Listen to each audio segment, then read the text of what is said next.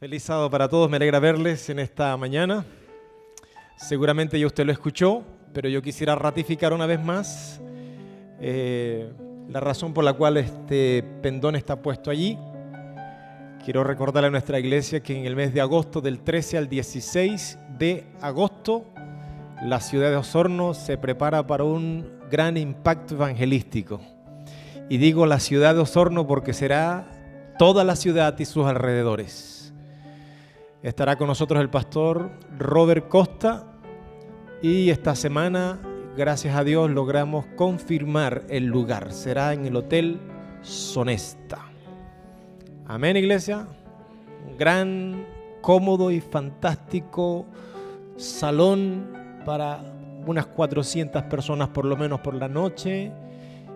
Bien calefaccionado, con un gran estacionamiento para que todos puedan llegar fácil y cómodo. Prepárese usted para que pueda estar a partir de las 19 horas. Vamos a citar, aunque el programa va a partir un poquito después, pero a las 19 horas para que usted pueda planificarse con tiempo por el tag y por las distancias y su trabajo. 13 al 16 de agosto. Será una semana de evangelismo, iglesia. Nos vamos a sorprender por lo que Dios va a hacer. Me contaba el pastor, el hermano Herbeck recién me contaba que en su micro, en una conversación que tenía con el hijo acerca de este evento, una persona detrás escuchó la conversación que el pastor Robert Costa vendría a Osorno y dijo: perdone que me interrumpa en la conversación, yo sigo al pastor Costa y si él viene a Osorno yo no me lo pierdo. Y estoy seguro, hermano Herbeck, que él y muchas otras personas lo siguen por redes sociales. Y ojo, porque el pastor Robert Costa predica en el canal Enlace. Así que hay mucho público no adventista, cristiano y no cristiano, que lo sigue por su cercanía y su profundidad en la palabra. Yo le recomiendo que usted se prepare desde ahora, que se sume y que participe de la mejor manera. Comparta con sus amigos. Vamos a tener una estrategia publicitaria en la iglesia, radio, redes sociales, volantes por todas las vías. Y queremos que toda la iglesia participe también en esa linda estrategia. Amén, iglesia. Pero lo más bonito es que usted comience a estudiar con su estudiante, que usted vaya avanzando con sus amigos para que también puedan llegar con el corazón listo y decirle sí a Dios cuando el Señor toque sus corazones. Amén, iglesia. Bien, abra conmigo su Biblia en el libro de Primera de Juan, la carta que fue leída, el versículo que fue leído. Primera de Juan, capítulo 3. Primera de Juan, capítulo 3. Y quiero aprovechar para darle gracias a Dios hoy día. Me siento honrado por la presencia de mis ancianos hoy en este lugar. Pocas veces tengo la oportunidad de estar rodeado de todos los ancianos de iglesia y quiero agradecer de esta manera también el apoyo, la participación y liderazgo de nuestros ancianos en nuestra iglesia. Cuando la tiene la iglesia, ¿cómo dice? Lea conmigo entonces. Primera de Juan, capítulo 3. Versículo 1. Mirad cuál amor nos ha dado el Padre para que seamos llamados hijos de Dios. Por eso el mundo no nos conoce, porque no le ha conocido a Él. Hay una tremenda influencia cuando conocemos a alguna persona y a través de nuestro testimonio podemos hablar bien o mal de esa persona. Hay una influencia tremenda a partir de nuestra experiencia en otras personas. Alguien puede hablar bien del pastor o puede hablar mal del pastor. Yo puedo hablar bien de usted o mal de usted. Si yo hablo bien de usted, voy a generar una influencia positiva en otros. Lo mismo pasa en nuestra relación con Dios. Cuando hablamos bien de Dios, pero hablamos desde la perspectiva de un Dios que conocemos, de un Dios con el cual interactuamos, nuestro testimonio, nuestra influencia, nuestra conversación, nuestra influencia en los demás marcará un antes y un después. El tema es el siguiente: Padre. Dios decidió identificarse con nosotros como Padre y esta palabra tiene muchas imágenes. Cuando hablamos de Padre, esa palabra puede traer diferentes imágenes en cada uno de nosotros porque tuvimos experiencias distintas o tenemos ideas distintas. Experiencias distintas con nuestros padres, también tenemos experiencias distintas con Dios. Si preguntara qué imágenes refleja la palabra Padre en tu vida, seguramente vamos a encontrar imágenes fantásticas, hermosas, lindas. cercanía, amor, sacrificio, compromiso. Pero probablemente algunas personas puedan tener imágenes distintas de Dios. Iglesia, permítame decirle que hay muchas ideas que los seres humanos tienen acerca de Dios y que se han difundido a lo largo del tiempo, sea por mala interpretación de las Escrituras, sea incluso por experiencias negativas. Hay varias razones por las cuales podemos tener ideas equivocadas de Dios. Ideas equivocadas de Dios pueden ser por influencias culturales, cualquiera sea la causa.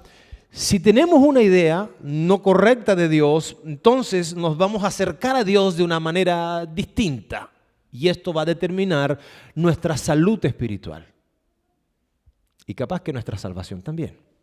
Algunas de esas ideas, por ejemplo, la idea del Dios enojón y castigador. Hay muchas personas que piensan que Dios anda esperando, buscando castigar a quienes fallan. Y frente a situaciones adversas de la vida, muchas personas lo primero que admiten en su mente, algo hice mal. ¿Por qué me está pasando esto a mí?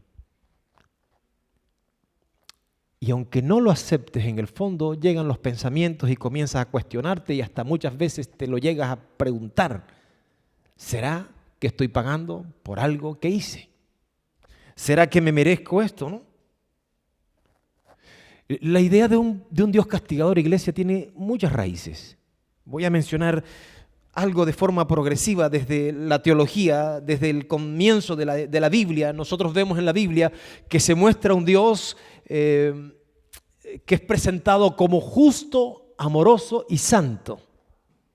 Así lo presenta la Biblia, ¿no? Pero al mismo tiempo la Biblia nos presenta desde el principio a Dios como un juez. Y muchas veces nuestras ideas pueden partir con cierto desequilibrio entre esos atributos de Dios. Dios es amoroso, Dios es justo, Dios es juez.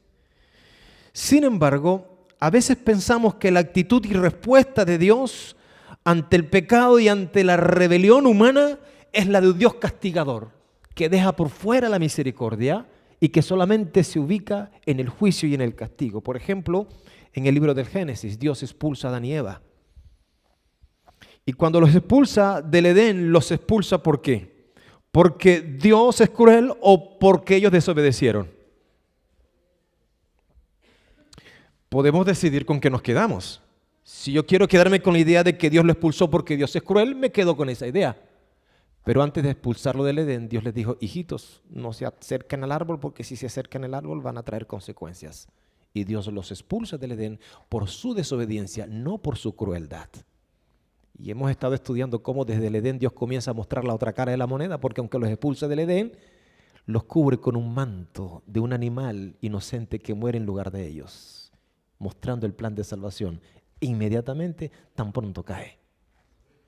Podemos quedarnos con el Dios castigador o podemos abrir la mente y entender que en el juicio de Dios también hay misericordia.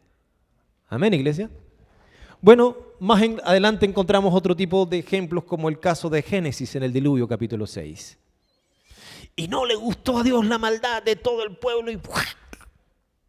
Diluvio para todos. Oh, Dios terrible, Dios castigador, qué Dios tremendo, Dios castiga la maldad generalizada y los pobres niños chicos sufren también.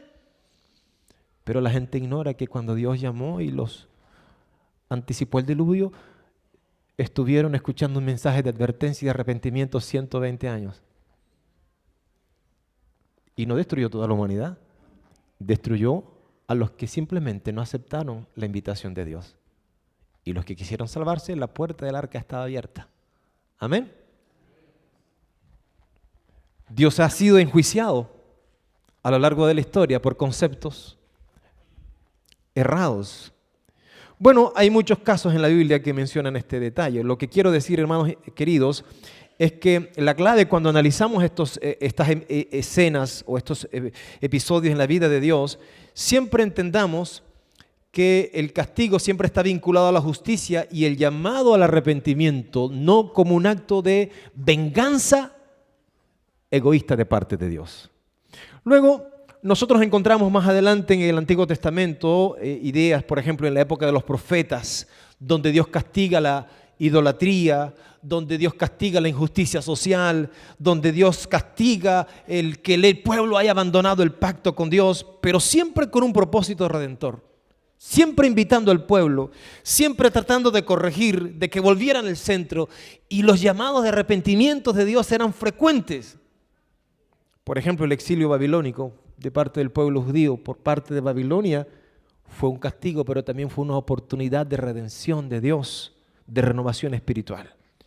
Y lo vemos en Jeremías cuando Dios dice en este versículo clásico: yo sé los pensamientos que tengo acerca de vosotros, pensamientos de paz y no de mal, para daros el fin que esperáis. Y algo de ese pueblo se rescató cuando volvieron a Jerusalén. Luego encontramos en la tradición judía, o voy a decirlo así, en la Edad Media mejor, la iglesia utilizó el castigo como una forma de infundir miedo. Algo hablamos de esto durante la Semana Santa. Ustedes recuerdan la famosa doctrina del infierno, el tormento eterno. Explicamos un poquito de eso. Y la iglesia en la Edad Media la iglesia popular en la Edad Media comenzó a utilizar esta imagen de un Dios castigador, de un Dios atormentador. Y que luego con el tiempo se convirtió en un asunto meramente monetario para conseguir recursos para construir la actual hoy Basílica de San Pedro. Y comenzaron a venderse las indulgencias, las que en un tiempo eran concedidas de forma gratuita, después comenzaron a venderse para conseguir recursos para la construcción de la basílica. Y uno de los grandes vendedores, Tetzel, se recuerda esta frase que decía, ¿no? La moneda en el cofre cayendo y el alma del purgatorio saliendo.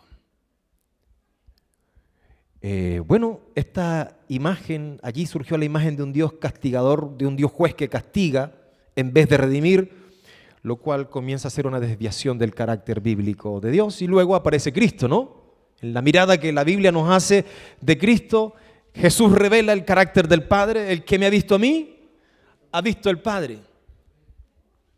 Y muestra el amor del Padre, muestra la misericordia del Padre, muestra la compasión del Padre. Y cuando los judíos quisieron tomar a Jesús en una trampa, lo colocaron allí al frente una mujer adúltera. Y Jesús no levantó su mirada solo hasta que abrió sus labios para decirle: ¿dónde están los que te condenan? Vete y no peques más.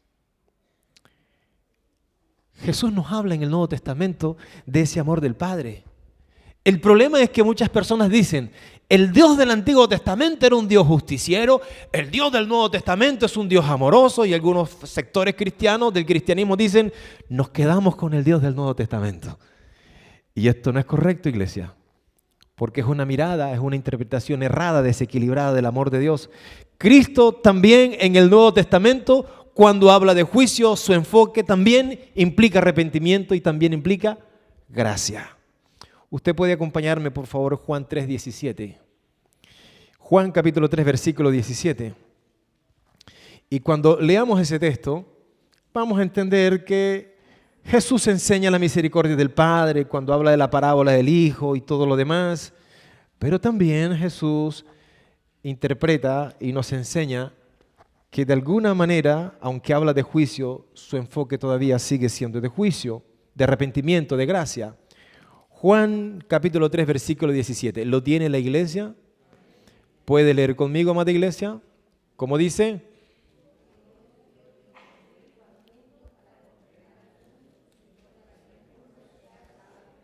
Amén. Dios no solamente vino a traer juicio, sino que también junto con el juicio trae ¿qué cosa? Misericordia, el equilibrio. Ahora, el ejemplo más tremendo y más bonito es que Cristo Jesús asume en la cruz del Calvario tu castigo y mi castigo.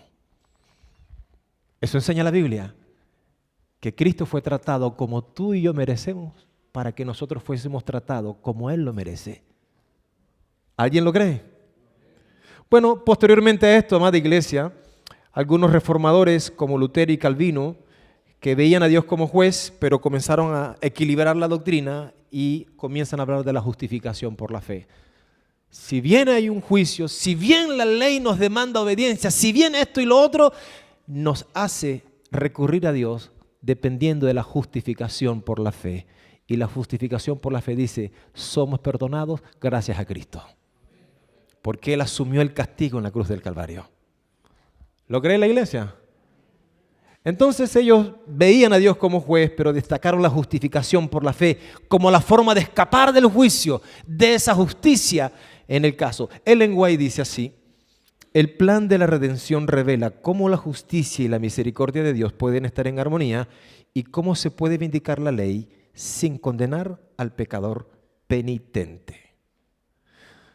Una segunda idea errada que las personas tienen de Dios es la siguiente: Dios está distante, pero no le importa lo que pasa en el universo, en nuestras vidas.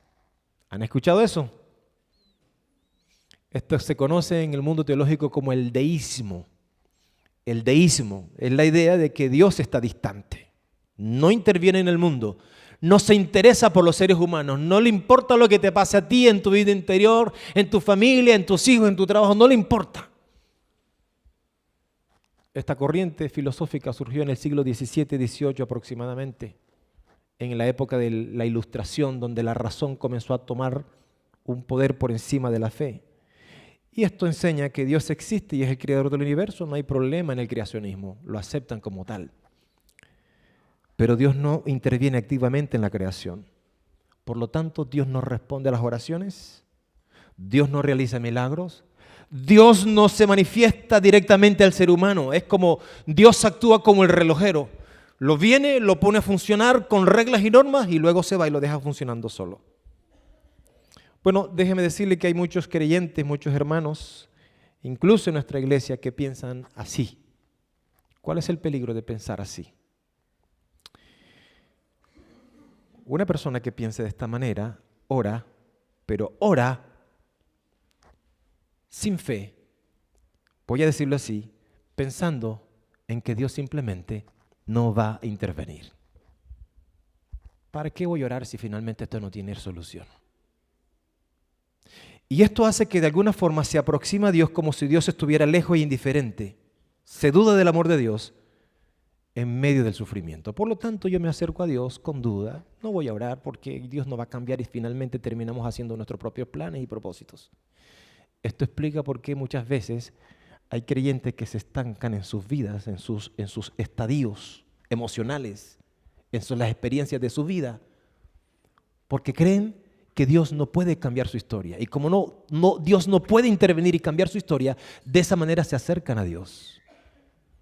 ¿Hay algo imposible para Dios? ¿Hay algo imposible para Dios? ¿No?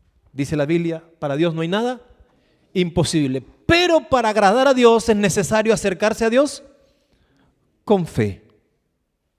Y la Biblia nos dice que Dios es un Dios cercano, que Dios escucha, que Dios consuela, que está presente en cada situación de la vida de sus hijos. Hay una frase que nosotros aprendimos hace mucho tiempo. Si está en la Biblia es porque Dios lo dijo. Y si Dios lo dijo, yo lo creo. Y si usted me pregunta por qué nosotros estamos en Chile, es porque le creímos a la Biblia. Decidimos creerle a lo que el Señor dice en su palabra, porque Dios no miente. Y si lo hizo en el pasado, lo puede hacer en el presente. Pero necesitamos aprender, iglesia, a romper nuestras dudas y nuestros temores, incluyendo sacando aquellas cosas que nos alejan a nosotros de Dios, porque Dios está cercano. Y muchas veces hay muchos creyentes sinceros que dicen, Dios está lejos de mí. Dios no está lejos de ti. ¿Han escuchado esas personas que dicen, por favor, ore usted por Dios, por mí, porque Dios está más cerca de usted, ¿o no? A mí me lo dicen a menudo. Y yo aprovecho. Las personas piensan que yo estoy más cerca de Dios porque soy pastor, ¿no? Todos estamos cerca de Dios, porque Dios está cerca de todos. Basta doblar tus rodillas en el baño, en la cocina, en la casa, en el auto con los ojos abiertos, donde te encuentres, en el patio de tu casa, contempla las estrellas cuando hayan, sal a la orilla donde te encuentres y comunícate con Dios. El problema es que estamos tan desconcentrados que no tenemos tiempo para comunicarnos con Dios. Entonces no es que Dios no esté cerca de nosotros, es que nosotros nos alejamos de Dios. ¿Alguien lo cree, iglesia? Dios está cerca del quebrantado del corazón. Pastor, yo pequé, Dios, ¿no? Dios está cerca de ti. Hay otras ideas, hermanos, erradas que algunas personas tienen y piensan que Dios es como un genio que solamente concede deseo. Es como frotar como dicen, la lámpara, ¿no? Dios es un genio, ¿no? Bueno, se llama un teísmo moralista. El teísmo moralista terapéutico fue acuñado por algunos sociólogos que hicieron un estudio en Estados Unidos hace muchos años, unos menos de 10 años, para estudiar la espiritualidad de los jóvenes. Y algunos piensan, iglesia, que Dios existe solamente para satisfacer nuestras peticiones o deseos personales. Y aquí hay un tema bien interesante. Dios es bueno si me responde lo que yo quiero. Si no, Dios no es bueno. Para ellos, Dios existe y creó el mundo. No dudan de la creación. Dios quiere que la gente sea buena y sea feliz. Usted se ha encontrado con un jefe así en su empresa. Jefe, no puedo venir a trabajar el sábado, soy adventista, guardo el sábado. Bueno, pero ¿y qué tiene de malo que tú trabajes el sábado? ¿Acaso Dios no quiere que tú seas feliz? ¿Acaso Dios no quiere que tú tengas empleo y que tengas trabajo para tu familia? Los que piensan de ese teísmo moralista, ellos dicen que el propósito de la vida es sentirse bien consigo mismo. Dios no interviene a menos que no lo necesites para resolver un problema. Típico de personas que en tiempo de crisis buscan a Dios y se acercan a Dios. Cuando el problema es resuelto, se alejan de Dios. Entonces, dentro de esta misma línea de pensamiento hay algunos que dicen, las personas buenas van al cielo. Los malos se van al infierno. Bueno, permítame decirle, porque esto es un modelo de Dios como el mayordomo celestial. El mayordomo celestial, ¿cuál es la función del mayordomo? Agua, le sirve el agua a su majestad Dana. La cama, le arregla la cama a su majestad Dana. Comida, le trae comida a su majestad Dana. El auto, abre la puerta del auto a su majestad. Lo que ella pide, el mayordomo lo cumple. Bueno, ese es el concepto que muchos tienen de Dios cuando creen en este modelo de deísmo. Y esto no es un modelo bíblico. Esto está alejado del Evangelio como tal.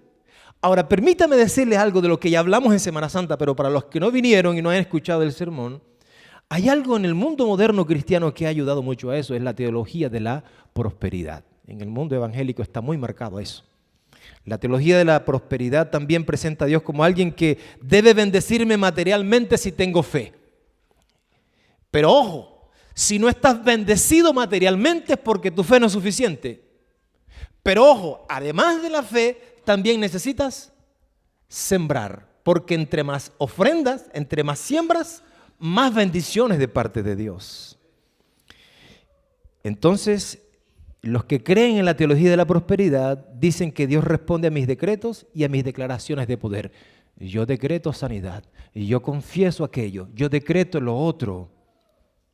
Y desde esta perspectiva de pensamiento, Dios está interesado más en mi beneficio, en mi éxito personal, que en mi santificación, en mi carácter. Más en tus beneficios materiales. O sea, Dios siempre bendice con éxito, Dios siempre bendice con salud, Dios siempre bendice con prosperidad. Si tienes fe, Dios te dará bienestar material, lo cual supone que si estoy enfermo y le he orado a Dios y mi enfermedad persiste, ¿cuál es mi respuesta entonces?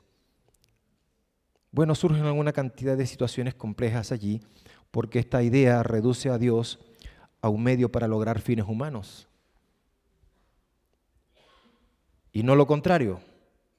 En vez de que el ser humano viva para la gloria de Dios, yo tengo a un Dios de bolsillo que lo uso cuando quiero. ¿Lo nota, iglesia? Dios existe para mis beneficios personales. Aclaro, no es que Dios no nos prometa bendición.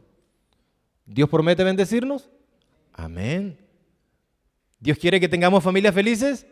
Amén. ¿Dios quiere que tengamos trabajos buenos? Amén. Pero eso es muy difícil a yo intentar tomar a Dios y manipularlo a mi placer. Y lo otro importante que hay detrás de esto, hermanos queridos, es que a veces el sufrimiento también forma parte del plan de Dios para formar nuestro crecimiento espiritual y nuestro carácter. ¿Cuál es el problema de esta visión, iglesia? Es que el ser humano se convierte en el centro y entonces Dios gira alrededor de las necesidades y deseos. no nosotros hacia Dios. Dios tiene que estar a favor nuestro en todo tiempo. Entonces, desde este punto de vista, se pierde de sentido la santidad de Dios, el llamado al servicio, el sacrificio y la obediencia. Se pierde de vista la misión redentora de Dios para el mundo. Porque tomamos el cristianismo y el evangelio y lo colocamos a Dios, al hombre como en el centro. No Cristo, no la cruz, no la misión. El evangelio existe para mí. Y como dijimos en su momento, ¿no? Los que predican la teología de la prosperidad parecen ser que los únicos que prosperan son ellos. Jets privados, grandes mansiones, grandes lujos.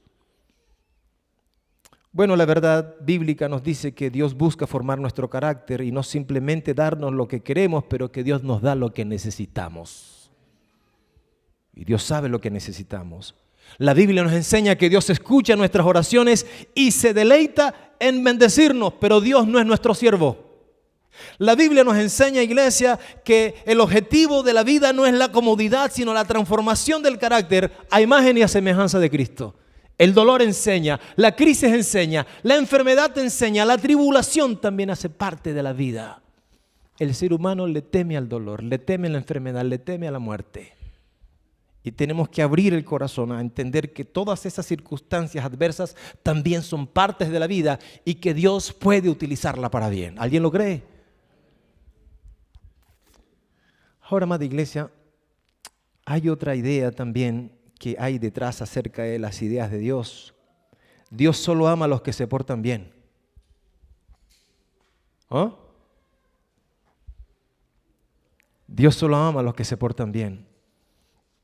O sea, el amor de Dios depende de nuestro comportamiento. ¿Es esto correcto? Dios, esta idea, este pensamiento interpreta que Dios ama condicionalmente. Si se porta bien, Dios te va a amar, ¿no?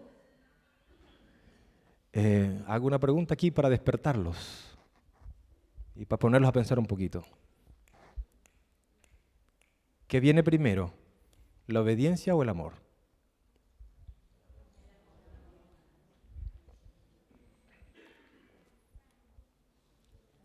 ¿Qué viene primero, la obediencia o el amor? ¿Cuántos dicen obediencia? ¿Alguien dice obediencia? ¿Cuántos dicen amor?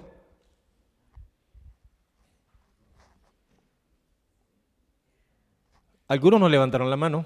Puedo pensar que están a favor de la obediencia. Es probable. Mire, aquí ya hicimos una encuesta. Para quien piensa que el amor viene primero, hay una conducta distinta. Para quien piensa que la obediencia viene primero, hay una conducta distinta. ¿Podemos obedecer sin amor?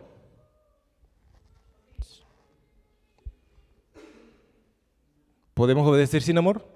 Sí. Por interés, por conveniencia, por miedo. Miedo a una ley, miedo a una infracción, miedo a una multa, miedo a perder a alguien. Por conveniencia, ¿o no? Y es probable que muchos en la vida cristiana se acerquen a Dios por interés, por conveniencia o por miedo, no por amor. Ahora, ¿corrigió Dios ese orden o Jesús nos habló de ese orden? Sí. Juan 14. Si me amáis, ¿qué viene primero? Y luego, intentar obedecer sin amar es un peligro, porque podemos caer en el legalismo. ¿Alguien lo cree? Ahora, amada iglesia, cuando el Señor Jesucristo plantea esto en su palabra, está corrigiendo algunas posturas que nosotros también necesitamos corregir. Nosotros los adventistas somos muy cuestionados teológicamente por otras posturas protestantes, por nuestra excesiva predicación y defensa de la obediencia a los 10 mandamientos. Y algunos nos dicen que nosotros estamos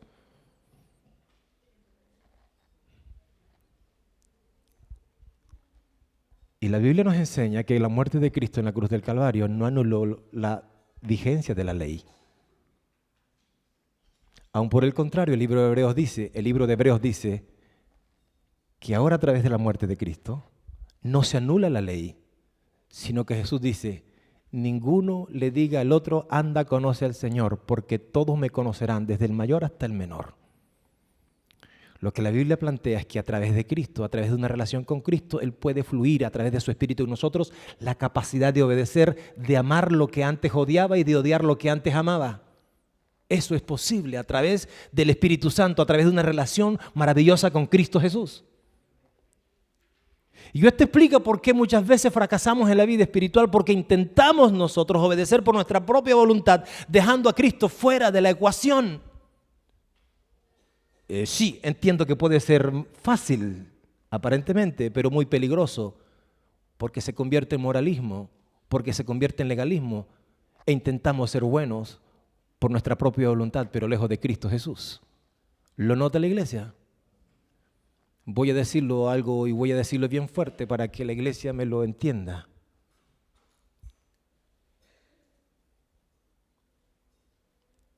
A veces defendemos tanto el adventismo que pasamos por alto a Jesucristo.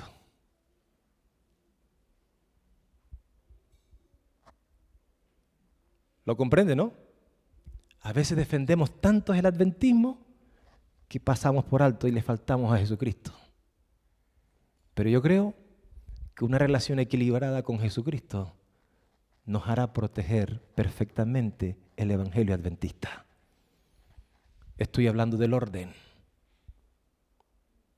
Cuando sacamos a Cristo de la ecuación de nuestras vidas, podemos ser obedientes porque se requiere buena voluntad, disposición e inteligencia. Pero eso no supera el problema que supone dejar a Cristo fuera de nuestras vidas. Y esto explica por qué algunos adventistas somos buenos para defender posturas doctrinales, pero a la hora del amor y del carácter sacamos rojos y ceros. Porque no es Cristo, es religiosidad. Estoy tratando de colocar el orden correcto, iglesia. No intentemos aparentar lo que no somos. La perfección es posible solamente a través de Cristo en nuestras vidas. La santificación es posible solo a través de Cristo. Mientras tanto, somos todavía material en construcción. Primero viene el amor. Si el amor de Cristo no me mueve, si lo que Él hizo en la cruz del Calvario no me mueve, si la gracia con la que Él me ha tratado a mí todavía no me conmueve, cuando mire para el lado voy a criticar, voy a juzgar, voy a ser duro, voy a defender mis posturas, mis posiciones. A veces se confunde el castigo, la disciplina con el rechazo total de Dios, iglesia. Y permíteme darte un poquito de historia. Pelagio, siglo V, autor del pelagianismo, fue condenado por la iglesia. Él enseñaba que el ser humano puede hacer el bien por sus propias fuerzas y que la salvación depende del esfuerzo moral. Y a veces yo pienso si no es por esta razón por la cual estamos más cerca de juzgar al que no alcanza la norma. No estamos puestos para eso nosotros. Pero muchas veces cuando señalamos y miramos para el lado simplemente estamos midiendo nuestra propia experiencia. Que no alcanzamos, que nos frustramos, pero trasladamos nuestra frustración hacia otros. Pelagio creía que Dios recompensaba el buen comportamiento con amor o salvación y que retiraba el amor si fallábamos. Herejía total, negando la gracia como el fundamento del amor de Dios. Y permítame ir un poquito más allá porque en la práctica, y esto es muy típico en América Latina, hay muchas familias, muchos padres que utilizan conceptos de Dios para castigar a sus hijos o para recriminar a sus maridos.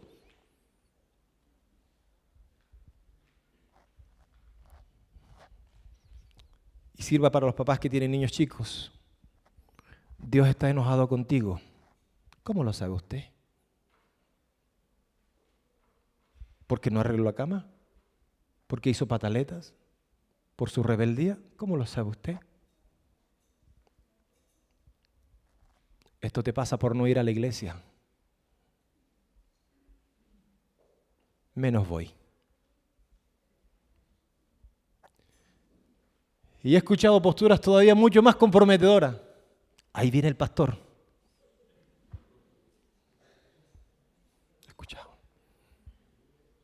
No utilice las ideas de Dios. En la inocencia los niños piensan, creen que es así, no es así, que nosotros somos representantes de Dios. Usted es un representante de Dios, todos somos representantes de Dios. Nosotros creemos en el sacerdocio de todos los santos. Todos los santos. Aquí no hay una sola persona mediando por toda la iglesia. Todos intercedemos delante de Dios. Entonces estas ideas o estas frases o estos conceptos van creando un concepto emocional de Dios basado en el miedo, no en el amor revelado en Cristo. Por lo tanto, la relación no es una relación segura. Y nos acercamos a Dios con miedo, con distancia. Otras veces son las malas interpretaciones de textos bíblicos, en muchos de estos casos en la Biblia. Pero hay uno solo que yo quiero mencionar aquí en esta hora para cerrar este punto.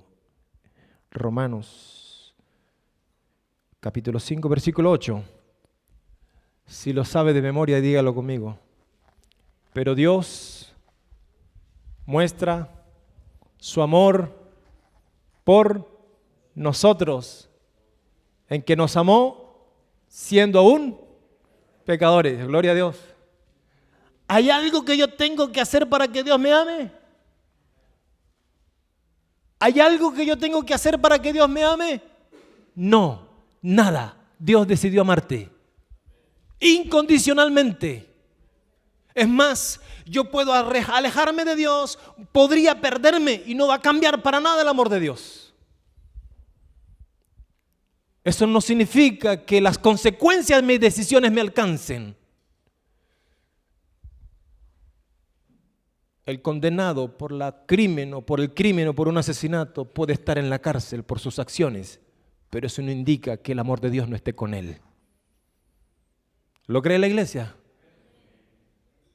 Mis acciones tendrán su curso. Adán y Eva tuvieron acción, tuvieron su curso, mas el amor de Dios siguió con ellos.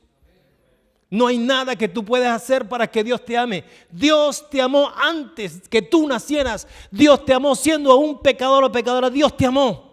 Y eso no lo va a cambiar nadie. Dios nos amó, muestra su amor por nosotros, en que siendo aún pecadores, Cristo murió por nosotros. Entonces Dios nos ama incondicionalmente, pero Dios nos llama al arrepentimiento. Dios cuando te recibe quiere dejar el pecado fuera de tu vida. Y no es algo que tengas que hacerlo tú. Tú reconoces tu falta. Dile, Señor, esto es lo que tú me pides. Estoy cayendo en esta trampa. Soy mentiroso. Soy rebelde. Soy desobediente. Descúbrela, identifícala y colócala en las manos del Señor cuando hables con Él. Y deja que su Espíritu Santo te toque, te transforme. Anda a la Biblia y dile, Señor, ¿qué tienes para el impaciente? ¿Qué tienes para el mentiroso? ¿Qué tienes para el desobediente? ¿Cuál es la carta abierta que tienes en tu palabra para mí? Y dile, Señor, aquí está. Esto es lo que tú me pides a mí, pero esto es lo que yo soy. Haz tu obra a través de tu Espíritu, transforma, renueva, quita lo que tengas que quitar, Señor. Eso es santificación, iglesia. No estoy diciendo que el amor incondicional de Dios nos da licencia para pecar, no. El amor incondicional de Dios nos da la fuerza para vencer incluso cuando caemos, pero el Señor anhela que algún día dejemos de pecar. Porque caminamos con Él, porque andamos con Él, porque aprendemos a amarlo tanto que nos parecemos a Él. Dios muestra su amor por nosotros. Ahora, iglesia, permíteme recordarte algunas citas bíblicas que nos hablan de ese amor incondicional de Dios que transforma y corrige. Con amor eterno te he amado, dice Jeremías 31. El que no ama no ha conocido a Dios, porque Dios es amor. La obediencia no compra el amor de Dios. La obediencia es el resultado, es la respuesta a ese amor recibido. Si me amáis, guardad mis mandamientos, y no solo los de los 10 mandamientos, todos, incluido amar, proteger y guardar la honra del prójimo. Hay otra idea errada que podemos tener de Dios, es el hecho de que Dios es simplemente una energía o una fuerza universal. Dios es una energía, Dios está en el universo. ¿Han escuchado eso, no? Esta es una corriente de la nueva era. Y cuando hablamos de esto, yo tengo que mencionar aquí dos conceptos que son importantes. Uno el panteísmo.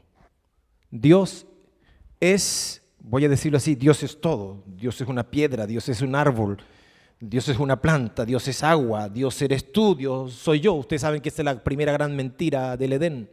Seréis como Dios. Y que volvió nuevamente en los últimos años en forma de la nueva era por todos lados, en esa renovación de esta tendencia. Pero también esto es panenteísmo.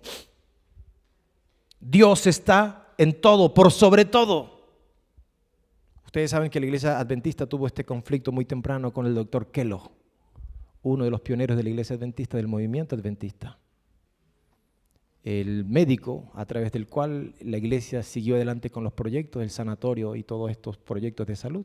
Dentro de ello estaba la dieta vegetariana y el doctor Kellogg estaba detrás, y el doctor Kellogg se apartó temprano de la verdad y tomó el camino del panteísmo. Y Ellen White tuvo que confrontarlo fuertemente. Estas ideas tienden a pensar, o voy a decirlo así, a despersonalizar a Dios. Lo ven como una fuerza cósmica, como una vibración, una energía, una conciencia universal impersonal. Algunas personas dicen, el universo quiso que esto pasara, ¿no?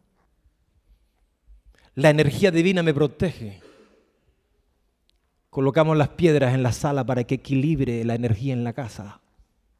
Oh, esta persona tiene una mala vibra, mala energía. Todos somos parte de Dios.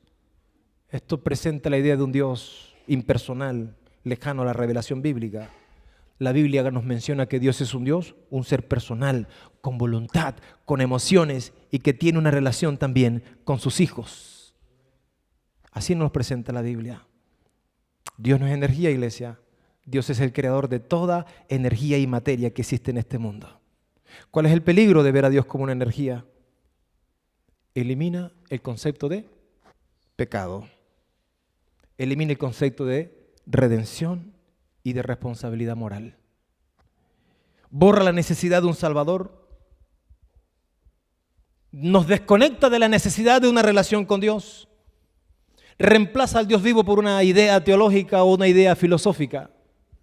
Un poder que yo puedo manejar a mi antojo, a mi placer. Y esto es peligroso porque nos abre la puerta al espiritismo, que no solamente se da en el mundo fuera de la iglesia, sino también en el mundo cristiano. Un ejemplo de ello: todos le huyen al dolor, nadie quiere enfermedad, nadie quiere pasar por la muerte, nadie quiere enfrentar la terrible cara del cáncer. Los estudios dicen que cuando las personas tienen un fuerte estrés por una situación que tienen por delante, estarían dispuestas a hacer cualquier cosa para afrontarlo. Ir a tarotista, a cualquier tipo de cosas. Miren, aquí en Osorno, muy cerca de aquí en Osorno, dicen las malas lenguas y la mía también, que hay un asiático que está haciendo curaciones y sanidades, y más de ustedes tendrá amigas y amigas que le contó el testimonio. Cuesta trabajo conseguir una cita, pero cuando hagas la cita con él, es sanidad segura. Y te manda unos remedios naturales. El problema está en el diagnóstico, modelo de diagnóstico. Te cura todos los dolores. ¿Pero cómo cura el asiático? Toma una varita y con la varita persigue tu cuerpo como los que están buscando agua. Y la varita te indica en qué parte de tu cuerpo tienes el problema.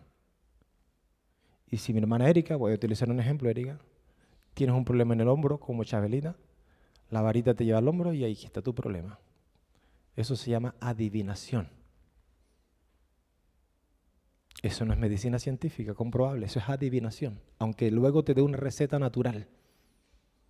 Lo mismo con la iridiología, el que pueden interpretar los problemas que tienes en el cuerpo a través del iris del ojo. Lo mismo con los pies, que a través de los pies pueden saber qué es lo que tú tienes. Y eso también pasa en el mundo cristiano protestante. Yo decreto, el Señor me reveló que tú estás sana del cáncer, que tú estás sana de la enfermedad. ¿Por qué tenemos que sacar el dolor de nuestras vidas si es parte de la experiencia? Si Dios quiere sanarte, te sana. Pero cuando vamos en la Biblia vemos que algunos murieron y otros. ¿Por qué resucitó a uno y por qué a Juan Bautista no lo pudo salvar? Dios lo sabía. No podemos nosotros controlar la voluntad y el poder de Dios. Por eso el Señor Jesucristo nos enseñó a orar según su voluntad. Amén, iglesia. Ellen White dice respecto al panteísmo: Dios no es un poder simplemente, sino un ser personal. Él es un Padre tierno y amante. La teoría de que Dios es una esencia que penetra toda la naturaleza borra la personalidad de Dios y de su Hijo Jesucristo. Amén, iglesia. Una más. Todos los caminos llevan a Dios. ¿Es correcto eso? Si todos los caminos llevan a Dios, esto se llama pluralismo religioso, filosófico. Todas las religiones son igualmente válidas, todas conducen al mismo Dios, aunque por caminos diferentes. Por lo tanto, no existe verdad absoluta en cuanto a Dios o a la salvación. No importa por dónde vaya, finalmente todos llegamos allí. ¿Cuál es el tema y el peligro? Número uno, minimiza la cruz de Cristo. Si hay otros caminos, pregunto, ¿qué sentido tiene la cruz? ¿Por qué murió Jesús? Si hay otros caminos, ¿qué sentido tiene la Biblia y la verdad? Si hay otros caminos, ¿qué sentido tiene que nosotros hagamos misión si todos se van a salvar igual? ¿Para qué predicar el Evangelio? Pastor Costa, quédese allá en Estados Unidos. ¿Para qué vamos a predicar? ¿Por qué misión? La Biblia nos dice que Jesucristo es el único camino hacia el Padre. Yo soy el camino, la verdad y la... Nadie va al Padre si no es... No dijo, yo soy un camino, yo soy el camino. Y Pablo confirma esto y dice, en ningún otro hay salvación, porque no hay otro nombre bajo el cielo dado a los hombres en que podamos ser salvos. Y lo confirma después en Timoteo, porque hay un solo Dios y un solo mediador entre Dios y los hombres, Jesucristo hombre. Y Ellen White confirma y dice, Satanás induce a los hombres a aceptar el error en vez de la verdad. Este fue el modo en que obró con Eva en el Edén. ¿Con qué Dios ha dicho? Y la última, Dios no puede perdonarme por lo que hice. No voy a la iglesia porque lo que hice fue tremendo. Y a veces no lo piensan, sino que piensan que la gente piensa. Porque muchas veces no me perdono yo, Dios no me perdona. Y si me perdona Dios y yo no me perdono, es lo mismo. Pero si Dios me perdona y yo me perdono, la sociedad no me perdona. Porque todavía en la sociedad quieren esos conceptos, ¿no? Dios no perdona lo que tú hiciste. Y esto no es bíblico. Esto es lo más alejado del Evangelio. Algunas personas creen que su pecado es tan grande que Dios no puede perdonarlos, que Dios tiene así como que pecados por clasificación, ¿no? Esto contradice el corazón del Evangelio, iglesia. Está alimentado por una culpa profunda. Está alimentado por traumas no sanadas. Está alimentado por imágenes o traumas o imágenes distorsionadas de Dios. Pero la Biblia y los escritos de Ellen White dejan claro que no hay pecado tan grande que Dios no pueda perdonar cuando hay arrepentimiento genuino. No hay pecado tan grande que Dios no pueda perdonar cuando el arrepentimiento es genuino. Yo esperaba una misma fuerte, porque esto es gracia. No hay pecado que Dios no pueda perdonar si hay arrepentimiento sincero, iglesia. Y hay textos bíblicos. Venid luego, dice Jehová, y estemos a cuenta, si vuestros pecados fueren como la grana, si fueren rojos como el carmesí. Juan 6:37 dice, el que a mí viene. Entonces no hay pecado que sea más grande que la gracia de Dios. No hay pecado que sea más grande que la gracia de Dios. Moisés mató a un egipcio. Asesino. Sin embargo, Dios lo llama y lo formó y lo trajo para que guiara a su pueblo y una misión. Y fue amigo de Dios. David adulteró, asesinó, pero fue perdonado genuinamente, aunque tuvo que pagar las consecuencias de sus equivocaciones. Pedro le negó 3 veces, pero fue restaurado. Pablo, el perseguidor de los cristianos, llegó a ser apóstol. La gracia de Dios no tiene límites, iglesia. excepto cuando la rechazamos voluntariamente. Ahora, ¿por qué a veces sentimos que no podemos ser perdonados? Bueno, se debe a algunas cosas. Voy a mencionar aquí la culpa no confesada y no aceptada. La Biblia dice que el que confiesa sus pecados y se aparta, será perdonado. ¿Alguien lo cree? Así. Y los echo a lo profundo del mar donde no me acordaré más de ellos, dice el Señor. Otra de las razones por la cual no nos sentimos perdonados por nuestras imágenes de un Dios severo y legalista. Hay algunos que todavía tienen imágenes de un Dios severo y legalista. Otros, por las experiencias humanas de padres que fueron duros o incluso líderes religiosos. Otros por la influencia de Satanás, que te quiere alejar de la esperanza, que cuando tú caíste, te equivocaste y se presenta la gracia delante de ti, parece que el diablo es especialista en meter pensamientos y decirte no vayas a Dios, no tienes motivos para ir a Dios. Y coloca la duda, pero recuerda, Jesús murió sabiendo todo lo que ibas a hacer y aún así te amó y te sigue esperando. ¿De dónde provienen nuestras ideas? Y termino con esto, mis últimos versículos, mis últimos pensamientos.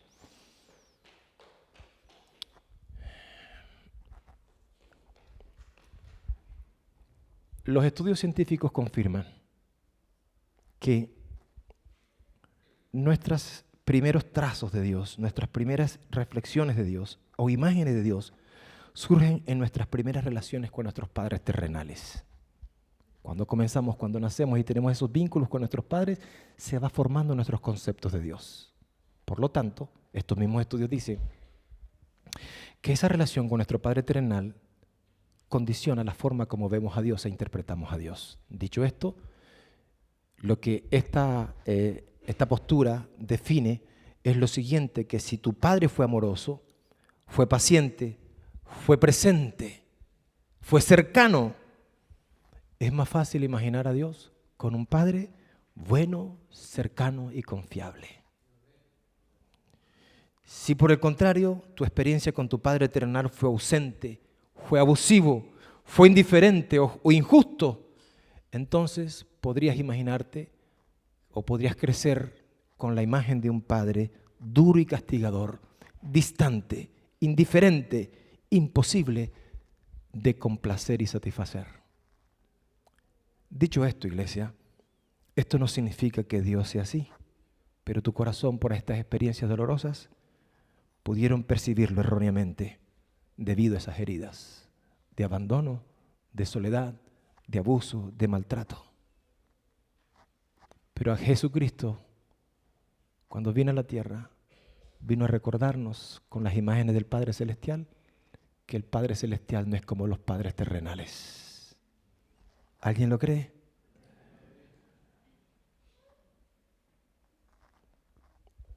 Cuando pinta el cuadro del Padre amante, cuento la experiencia del hijo pródigo que se va, pero cuando regresa, dice la Biblia, su padre lo vio venir, corrió, lo abrazó, lo besó, se enterneció. Todos venimos de familias complejas.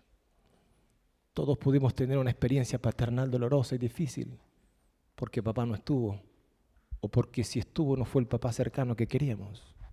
Todos. El Evangelio de Cristo viene a mejorar todas esas distorsiones que tenemos y a mostrarnos que el Padre Celestial no es como los padres terrenales. Ese Padre que corre en la parábola del Hijo Pródigo es el mismo Padre Celestial que está aquí presente para abrazarte, para restaurarte, no para echarte en cara los errores, no para recriminarte lo que hiciste. Corre para abrazarte, corre para amarte, corre para decirte que Él eligió ser tu Padre y que te ama de manera incondicional. Iglesia, concluyo con esta cita de Ellen White que dice: Satanás procura hacer que el alma vea a Dios como severo e inflexible. Lo presenta como un ser cuya principal característica es la justicia severa. Jesucristo vino a quitar esa sombra falsa. De allí que cuando nos acercamos a Cristo, en intimidad con Él, en comunión con Él, el Señor a través de su palabra y a través de su Espíritu comienza a modelar nuestras ideas distorsionadas acerca de Dios y nos permite acercarnos con confianza y seguridad delante del Padre y tendremos una relación fructífera, llena de puros frutos espirituales en nuestras vidas. Habrá sanidad si es necesario. Yo soy una evidencia de ello. Quisiera en esta mañana hacerte una experiencia, invitarte, ¿no?, a que veas tu experiencia y estudies tu experiencia con tu Padre terrenal. Pero recuerda, tu experiencia con tu Padre terrenal no define a Dios. Necesitamos descubrir y aceptar las verdades que Dios nos revela en su palabra acerca de su amor y su misericordia. Yo te quisiera hacer una invitación, si hay alguien en esta mañana que necesita mirar un poco y arreglar algunas ideas que tiene de Dios, y si esas ideas fueron condicionadas por su paternidad, mencionarle lo siguiente. En primer lugar, reflexione, escriba cómo era tu Padre terrenal. Escríbalo en una hojita, en su casa, en una noche, en un devocional por la mañana. Escríbalo, cómo era su Padre terrenal, cómo fue esa experiencia. ¿Cómo crees que esto pudo haber influido en tu vida y en tu relación con Dios, en tu imagen de Dios? Y coloca al frente cuáles son esas imágenes de Dios que aparecen en la Biblia. Un Dios misericordioso y compasivo, un Dios que cuida y guarda, un Dios que protege, un Dios que defiende, un Dios fiel, proveedor, un guía sabio, un Dios que instruye, un Dios que dirige, un Dios paciente, un Dios cercano, un Dios fiel, un Dios constante. Dios te bendiga. Dios bendiga a la iglesia. Y que esta predicación en esta mañana nos ayude a ver a Dios a la luz de su palabra. Podamos quitarnos muchas cosas que nos impiden acercarnos a Dios. Que disfrutemos de su gracia, de su perdón, de su misericordia. No te avergüences cuando caes. Todos estamos en la misma posición. La iglesia no es el lugar de los perfectos. La iglesia es el lugar donde aquellos reconocemos que necesitamos de Dios y nos colocamos en sus manos. Y eso debería ser un motivo de empatía entre todos. Animarnos cuando alguien se cae, apoyarlo y seguir adelante. Y así como Jesús restaura y nos da su gracia y nos da esperanza, hagamos lo mismo con el que está a nuestro lado. Levántalo, tíralo para arriba. No le des lástima, autocompasión, no es necesario. Dile, no importa lo que Jesús le dijo a aquella mujer en aquella oportunidad. Yo no estoy aquí para condenarte. No es mi papel, yo estoy aquí para darte esperanza. Levántate, anda, pero ojo, no peques más. Que el Señor fortalezca a su iglesia. Que su amor nos haga conocido. Que el amor de Dios marcado en tu vida sea el testimonio más grande para que el mundo crea que fuimos enviados. Gracias por acompañarnos. No olvides suscribirte a nuestro canal. Y también recuerda que esperamos verte pronto visitar nuestro templo. Déjanos saber en los comentarios desde dónde nos ves. Y por favor, si tienes un motivo de oración, nos gustaría que pudieses compartirlo con nosotros. Que tengas una bendecida semana. Y recuerda, Cristo viene pronto.